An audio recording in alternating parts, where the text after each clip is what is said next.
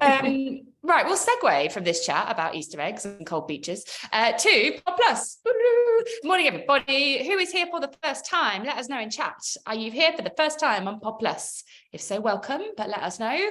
To all of our regular returners, welcome back. Emma, morning, Emma. Sophie. Quite a lot of people come here for the first time. I know, there's loads of new people. It's always brilliant. I love it. It surprises me. Oh, and Laura, Priyanka, morning. Right. Everyone that's new, what do? We take the podcast topic of the week, which this week is all about how to stay confident during a job search. And we dive a bit deeper into it. So we kind of do, you don't have to have listened to the podcast, so never worry about coming if you haven't listened to the podcast, because we sort of recap and reflect a little bit, so it doesn't matter.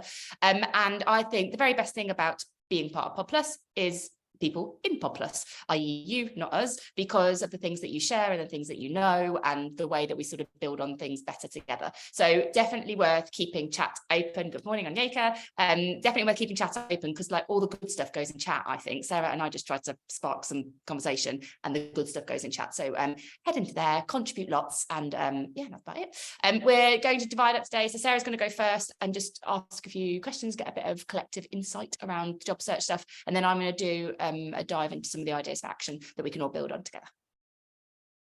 Great. So yeah, I'm back. So we're going to do some reflecting. You've had Helen probably like making you do lots of matrices and actions, and I'm like, oh, let's like slow down the pace, let's press pause, let's reflect a bit. So I thought it'd be interesting just to, you might be in this moment right now, but I think we can all relate to the job search process. We have all been through that. And so just thinking either back to your most recent one, or perhaps if you are in it now, let's head into chat and just let me know what feels hard when we are searching for jobs. What is it that makes it hard?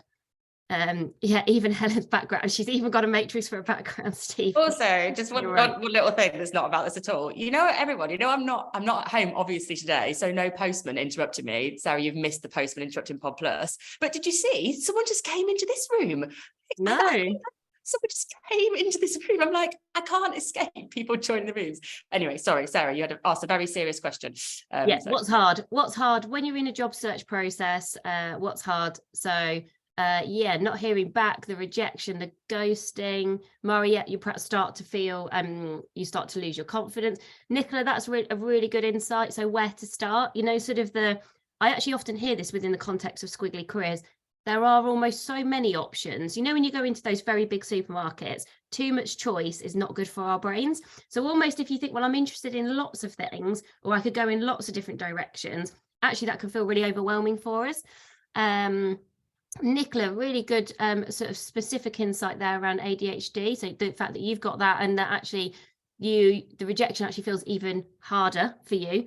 Probably feels hard for all of us, I think, but actually sometimes for some of us, based on kind of who we are and our own individual makeups, actually your response to that makes it even tougher. Yeah, promoting yourself. I was also thinking about this. It's also not something that we do that frequently. So even though in Squiggly Careers we are developing in different directions, and we are probably making more moves. Well, we are definitely making more moves in our career now than we've ever done before. This is still not something that comes along that often. So we don't get loads of practice. So, you know, when you're doing something every week or every month, you know, if you're doing, I don't know, career conversations or one-to-ones, you've got loads of opportunities to practice and get better. Whereas I think these feel like a high pressure moment in time. They're what we would describe as a moment that matters in your Squiggly career, but that you don't get the chance to practice that frequently. So I thought that was quite interesting. Yeah, how do you keep your enthusiasm going? It's hard to sell yourself. B, really good. Well, what if the role I want doesn't exist? People talk to me about that quite a lot. So I can imagine what I'd like to do, but it's not there, or maybe there is someone else there. That's also sometimes the reality. Rachel, yeah, being bold enough to put yourself forward for things that are a bit of a stretch. On that specific point, I would say every time I have seen someone do that, they have always been even better than they have imagined. I saw it quite a few times when I was leading bigger teams, where people will be like, oh, I'm not sure if I could do this, but I'm really motivated by it. I'm really sort of excited. But then, you know, that sort of, do I have to be apologetic about that ambition? Do I put myself forward? Those people were always absolutely brilliant. I think everybody, if we think about being our own worst critic, you will be even better than you're kind of imagining. Broad scope on job. Yeah, the whole, your job spec is a wish list. You know, I even talk to people who write job specs and they know they're writing wish lists. I'm like, well, let's stop writing wish lists, or be really clear about what are the must-haves and what are the nice-to-haves, or have something up front that says, you know, we've described all of the things that might happen in this role, but we don't expect you to have everything. You know, I'm starting to see some of those sentences which reassure me, perhaps not frequently enough, but just be careful, because I do think most job specs is somebody sort of going, here's everything that could ever happen ever. If you could just do all of these things, and then sometimes, you know, and meant to have all of this experience, but it'd be very hard to be doing that role and have all of that experience. So there are often quite a lot of contradictions or tensions in job specs. Steve said, written a comment that quite a lot of people like thumbs up about the when you see it advertised on LinkedIn and it's like it looks like 356 people are now interested in this role. You're like, oh, sort of off-putting from the outset. Yeah, I actually saw that recently for something on Guardian Jobs. And it had a really high number, and I think it had been advertised like a day ago, and it was like 350, and I just thought, oh right, crikey, that's a lot of people who were like interested, or a lot of people who have applied for it. Yeah, Diana, more roles put people in a box or link them back to the linear career path. You know that it is lazier and easier to replace like for like. You know, like if Sarah leaves, what's the easiest thing for Helen to do to sort of get a replacement Sarah? And you just, and I still think, because people are under pressure, because people want to fill roles quickly, sometimes, not always, because I see lots of examples of where it's not true, but sometimes people's default is, you know, I've got a box that looks like this, who else looks a bit like this? Yeah, Sam, that restrictive terminology, yeah, it's there's some really good tools now that you can run job specs through to make sure they are more inclusive, that you aren't just attracting a certain kind of person or a certain gender. And I do think, I'm sure there's some evidence around when people say busy and fast paced in a description, apparently you get loads more men applying than you do women, even though men and women would be equally good at that role. So I always think about like the words that you use. I often say the words you use frame how you see the world, and the words that the people use frame how you see them. So I can really imagine how, you know, let's say you think, well, like if you're Helen's number one value is freedom. She might see busy and fast paced and think, well, they're going to take away all of my freedom, but she might be a brilliant person for that role. Okay, so we get why this is hard. We didn't find that question too difficult to answer. Thinking now to when you have successfully navigated a job search, sort of whether you got necessarily the exact role that you wanted or not, if you were thinking about one thing, so just one thing that really helped you, what sort of advice would you be giving to yourself? Would you be giving to other people when you're thinking, what's one thing that just really helped when, particularly, you know, maybe my self-confidence wasn't where I wanted it to be, you know, at that moment, not the initial, if you're anything like me, the initial excitement of exploring is always quite energizing. It's when you get into the rejections, the ghosting, the not hearing back, it being a bit longer, they're the sort of high risk moments. So in those moments, like what helped? What's one thing that really helped? Caroline, talking to people about what you're looking for. Yeah, so that brilliant phrase, speak what you seek until you see what you say. Never a fan of a career cliche or a career quote for the sake of it, but that is one where I have seen it be true time and time again. Like, practice saying out loud what you are looking for, and don't assume who knows what or who knows who. You know, I might think that Helen doesn't know, I want to go and work in corporate responsibility again. Oh, but Helen, that's not Helen's world. She doesn't know anyone in that area. Before I've even actually asked her or talked to her about that. But I don't know, her brother-in-law or her previous boss might now be in that area or might be able to make that connection. So yeah, great one, saying it out loud, using your network. Will, yeah, I think some of this is a mindset and some of this is skill set. So I think you're making that distinction really usefully. So that kind of mindset of, you know, sort of often we take things personally. So a rejection feels incredibly personal, or a no reply feels incredibly personal. So maybe do we have to reframe our mindset, even if it's we're saying something like, it's not about me, you know, that this is not a reflection of my skills or my strengths. Like, this doesn't mean I'm not good at what I do. And if you're anything like me, I get quite invested in roles. I always got quite hopeful. I'm quite hopeful. I'm quite naturally optimistic. So then those rejections hit you quite hard. And then you think, maybe I'm not that great at these things, but just sort of reminding yourself what you are good at. Borrowed belief, love that. Borrowed belief. We talk about borrowed brilliance, B, so I really like that. Borrowed belief from colleagues who believed in you. Yeah, go and spend time with those people who believe in you, going to remind you how good you are. Thinking like some men, we should probably say in brackets. So that point about if you've got 80% of the skills, go for it. I've been and applied successfully for lots of jobs, and I was nowhere near the 80% mark, but the 50% I was very, very good at. So really focusing on what you've got, what have you got versus what you've not got. I think sometimes we're very good at seeing, well, here are all the things I can't do, and here are all the things that I've not got, versus, well, I've got these 2 or 3 things, and I am really confident that I am great at these things, that I can add a lot of impact in those areas. Emma, I think that is brilliant advice, which I needed to do a bit earlier in my career, listing what you want so you don't go rogue. I definitely went rogue a few times, like, oh, shiny, that sounds exciting, or that sounds interesting. And then being like, oh, actually, that is quite far away from where I started. Now, that can be interesting, but just almost having written down, what is my filter? We did a podcast episode on career criteria. Have that career criteria visible. Remind yourself, what is most important to me? I nearly took a job once, and I think it was a conversation I had with Helen where I really wanted to work a 4-day week so that I could keep doing Amazing If 1 day a week, and I very nearly took a 5-day a week job because it was a very shiny brand, it was a very impressive job, they knew I wanted to work a 4-day week, and then they offered me the job and said, but only if you'll work a 5-day week. And I was so close to take. I'm so glad I didn't take those chats. I remember those chats. You're so tempted, because I know there's good stuff about taking that job. But one of my most important things, one of the things that really made me happy, was having that 4 1-day split at that time. And so I'm so glad that I was confident enough to say no to something that actually had come your way. So yeah, really, really good one. What else have we got? Reminding yourself what you want from a job. Yeah. Oh, Rima, I love that. Confidence is a marathon, not a sprint. Yeah, that sort of thing of going, it's also okay to have a bad day.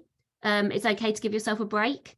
To say, okay, well, you don't have to be relentlessly positive. If you don't get a job or you don't hear back from a job, it's okay to feel disappointed. There's so much evidence I've read from multiple different places about actually if we sort of suppress those emotions, it's actually really unhelpful for us. So it is okay to sometimes go, well, I'm feeling quite down about this because I was really hopeful, or I felt like that was a really good fit. My sister went for a role recently internally in the organisation that she works in and didn't get it. And she was like, oh, I feel really down about it. And I was like, yeah, that's okay. It is okay for a bit to feel down about it.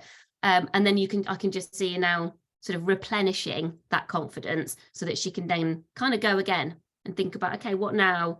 What support do I need? B, oh, you'd like to hear more about going 50%. Well, it could be slightly blind ignorance, couldn't it? The whole 50% thing. But we could definitely talk more about that. Yeah, I love that. And Sophie, that word yet. So yeah, I'm sort of really interested in that industry, but I've not found my way there yet, or I've not found my way into that team or that skill set yet. That knowing that we are work in progress. The Zoe, brilliant, a really practical one, the whole 2-way thing. Often it doesn't feel like that because the power feels like it sits with the person maybe interviewing you, or the person, who's got that role, that opportunity. But I do think remembering you're then the one that's got to do that job, and you're going to be spending lots of time in that role. So if you don't get a good feel for fit, it's also okay for you to say, thanks, but no thanks, or that's not quite right for me. We had somebody talk to us, and I really remember describing what it was like in Amazing If at that time. And they came back to me and said, yeah, I think I want to stay working in really big organizations. And I was like, yeah, fair enough. Like, we've been very transparent about what I've been in a really big organization. I've been in a really small one they're very different contexts. And so we had that chat, and she just said, oh yeah, the more I've understood, almost the less I want to do it. And I was like, yeah, how can I now help you? Who can I introduce you to? Let's help you get a role somewhere else, because we are not a good fit for you. Nerves and emotions are okay. Yeah, Penny, brilliant. Yeah, that's really nice, Dana. I don't think I'd quite articulated it like that, but I really like that framing of job searches is a learning experience. I'll often say, sometimes particularly to younger people at the start of their career, see every choice, every decision as an experiment, as a sort of learning experiment. And so I guess we could view a job search in that way. like I'm experiment. And actually they really are experiments. If you think about experiments, your hypothesis is, well, I think this job could be interesting. Sometimes we fail to get those jobs. Sometimes they're not as interesting as we think they are. The more we learn about them, sometimes we're sort of successful. So maybe this idea of their sort of experiment experiences, job search is, again, might just help to give us some momentum or give us some boost at those moments where we need it. Great. Helen, I will hand over to you so we can do some practical ideas for action, building on all the brilliance that we've seen in the chat so far. Coming up. Dun, dun, dun. I was very invested in that conversation, just sort of listening on. It's one of those things you can't help but just go back to when you were in that process and how you felt about it. And I was thinking that, and which bits of the process are the hardest. Maybe that's different for different people. I was thinking that once I get the interview, I'm okay at that stage. If I don't get it, it's all right, because I've made a new contact in my career. I think that's what I think about that point. Like, the worst thing I can do is just find a new contact in my career. But it's the bit beforehand, when you're like, I just applying for jobs, and it all just feels so transactional. And you're like, but this is my career. This is the thing that I'm really emotional about. And it's turned into this like email and see process that you don't feel like you can influence. That's sort of the bit that I find hardest. Anyway, regardless of which bit of it you find hard, and where you are with this now, a couple of different ideas for actions that are taken from the podcast, built on a little bit. So one of the things that Sarah and I talked about was the importance of having a career comfort blanket, and I think this doesn't just apply to sort of the job search process. I think it's useful to know who your career comfort blankets are generally. But if you think of this is someone, or perhaps more than one person, so career comfort blankets, who they listen, they are there for you when you need them to be, so they kind of respond to you, and the main thing they want to do is support you. Like, they want to help you, and they in those moments where you might be feeling like maybe a bit of a failure, like you might be thinking, oh, I'm trying really hard here, and I feel like my career is going completely wrong, the development's a disaster, all that kind of stuff. These are the people that give you back a bit of context and give you back a bit of a boost. So knowing who those people are is really important. So first of all, think about, who are your career comfort blankets? Who would you email, WhatsApp, maybe even go retro and have a phone call? Who would those people be for you? And then I think the other thing here that can be hard is that you're effectively going to be asking for some kind of help. And lots of people find help hard. So you might know who that person is, but you might think, oh, I don't want to bother them. They're busy too. Maybe they're going through what you're going through, all that kind of stuff. So a lot of people find asking for help like a really hard thing to do, so they don't do it. And so even if you know who it is, I think we've talked about this before, but one of the ways I think you make it easier to get the help that you need, and this is something that I learned from Sarah, is to be specific about what it is that you want. So do you need support, solutions, or a sounding board? Because I think different people bring different things. And so just thinking about what kind of, do you just want someone to listen? Then you might want a kind of a supportive comfort blanket. Who is that person? Is what would be really, really helpful to you now someone who can kind of help you think things through? Okay, Helen, well, that doesn't seem to be working for you, but what about this? That could be something that you could consider. Do you want someone who's got that kind of brain? Or do you want somebody to just sort of bounce your ideas off, like almost like a build it better, that sounding board kind of person? Because I don't know many people who can do all of it. I don't know many people that have got all those skills. And I think it can help you almost just stretch this idea of a comfort blanket so that you can have more of them. We never want to make our career development dependent on any one person. It's the same with support. You don't want to put too much of that weight onto one person. Otherwise, that person's not available. Then you kind of feel quite isolated. So maybe just think about who your career comfort blankets are. Who would you go to for support? Who would provide you sort of those ideas? Who's that sounding board who could sort of build your thinking better? So that's comfort blankets. Two other things. This one I wanted to talk to you about. Vary the space, place, and pace. What we are trying to avoid is it feeling a little bit like Groundhog Day. You familiar with this film? It's a very dated reference. I don't know. It's quite a good film. If you want a dated day on Netflix, then Groundhog Day is a good film. Effectively, I think if you have made a decision that you want to do something different, or maybe you haven't made the decision because of a restructure, you are sort of forced to do something different, and you are applying and applying and applying, it can feel like the same day on repeat. Like, okay, I'm going to get up and I'm going to apply for some more jobs and no one's going to get in touch with me and I'm just going to do it again tomorrow. And that will be draining and demotivating if you're stuck in job search Groundhog Day. And so what we really want to do is vary the space. So could we do this in a different place? I'm not just sitting at my desk at home or at the kitchen table every day at 9 o'clock doing this. So is there a different space or place I could do this in? And I thought, before we get onto the pace point, I thought I would ask you for that. So we had some ideas, and I was looking on LinkedIn this morning and somebody said, I mean, it only works if you're in London, but somebody said, a lady called Ashley said like the British Museum is a really good place to work from. So the idea here is you don't have to have a massive budget. Actually, there are quite a lot of free places that you could spend some time in, which might give you that variety in terms of space and place. So you're doing the same work, you're still applying for jobs, but you're doing it in a different place that sort of adds some variety to your day. So if you were going to do this in a place that wasn't your home or the office you're currently in, where in your local area could you go? So you're going to apply for roles, where would you go? Let's just see if we can crowdsource some ideas for different spaces and places to add some variety and energy into this process. So we've got a coffee shop, brilliant. So find your local coffee shop, or maybe a library. Yeah, I've been to a library for ages. A local art gallery, yeah, lovely. That's what I would go to, the art gallery coffee shop. That was the one that I would go to. What else have we got? Manchester Monastery. I mean, I love how specific that is. I don't even know how to draw a monastery. What should we do? Manchester Monastery. That sounds very cool. I mean, I don't know how to draw a monastery. I'm sorry. I'm sure Manchester Monastery is much, much nicer than this. It looks like a very unhappy monastery now. Okay, we'll leave it there. It has a lovely coffee shop. Yeah, I used to go to the local university. They grant access to people. That's really interesting.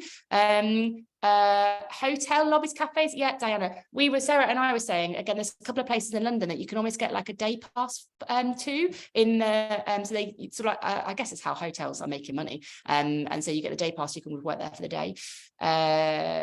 Friends who have, that's a really good idea, Caroline. Friends who go to a shared workspace may have a guest pass. That's a really good idea. Often, actually, if you go to some co-working places, they can give you like a tryout pass as well. Gyms that have work area. Yeah, on Yaker, that's what I've seen, the complimentary ones. Really, really nice idea. Maybe you could even do a swap with somebody. You know, like let's say you're both doing this, okay? You know, a friends do. Maybe you could do it in their house one day, probably with them, and they could do it with yours. Or I don't know, maybe you could do a complete swap and turn their house into your office for the day.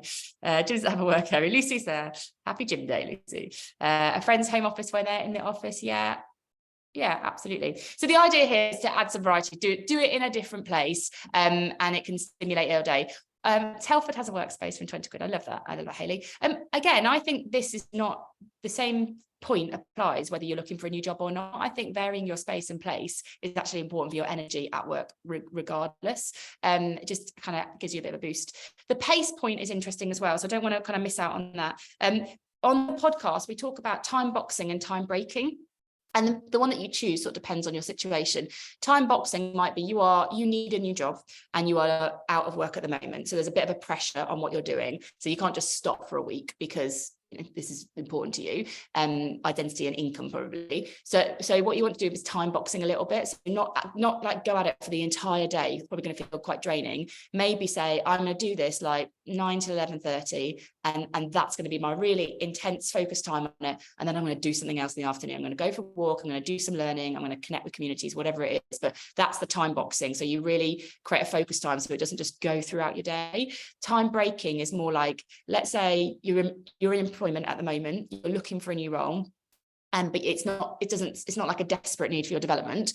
This is more like saying, well, do you know what, in April I'm going to really focus on it. In April I'm going to see what happens, and then if nothing comes out of it, all good, I'll press pause and I'll pick it up again in, I don't know, August. But it's that idea that you're going to give it that focused effort and then you're going to press pause a little bit. So varying space, place and pace can just add a bit of energy back into the process. And then last but not least, connect and contribute.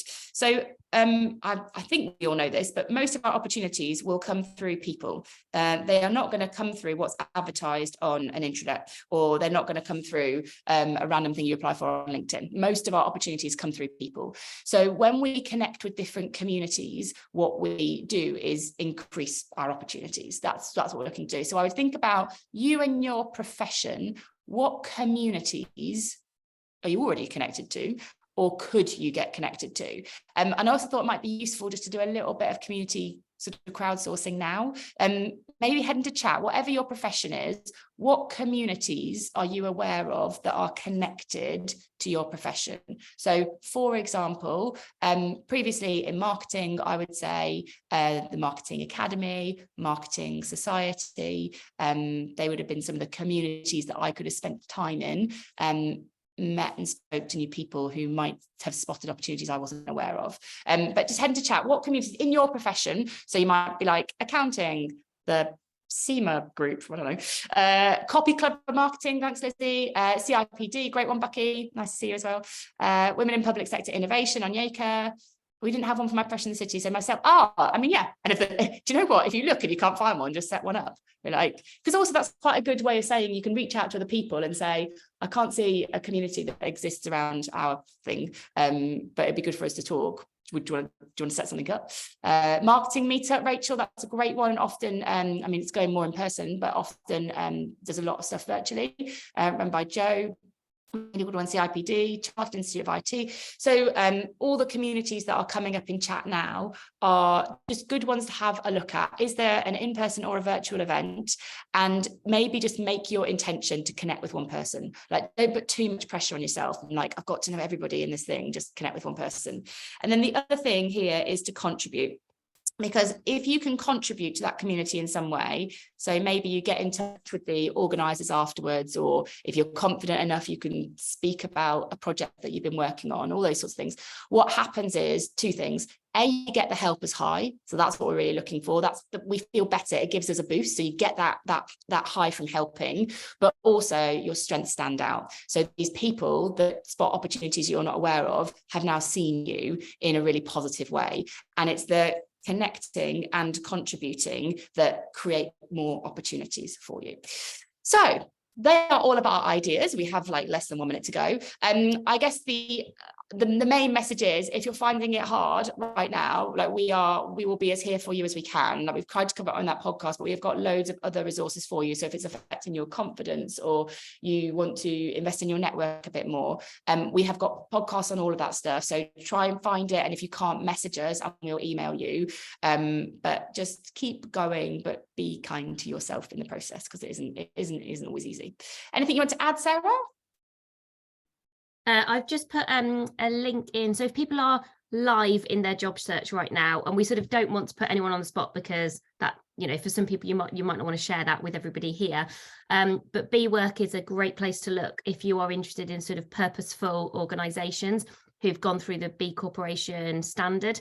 So I think if you're here, I'm making a bit of an assumption that that might be interesting for you. So I don't think it's a site that's that well publicised, but I found it a little while ago, and it's a great place if maybe you're thinking about a different kind of industry, maybe you're actually moving out of your profession, or you just want to spend some more time with organisations that are B Corp. So I've just put that link in chat for everyone. So we were back. I'm not sure whether it's me or Sarah or both of us, but we'll be back in some form next week. And the podcast topic is about visibility, how to increase your visibility at work. So we will see you. Do you get it? We'll see you. We'll see you next week. Take care, everybody. Bye for now. Bye, everyone. Good to see you again. Bye. Bye.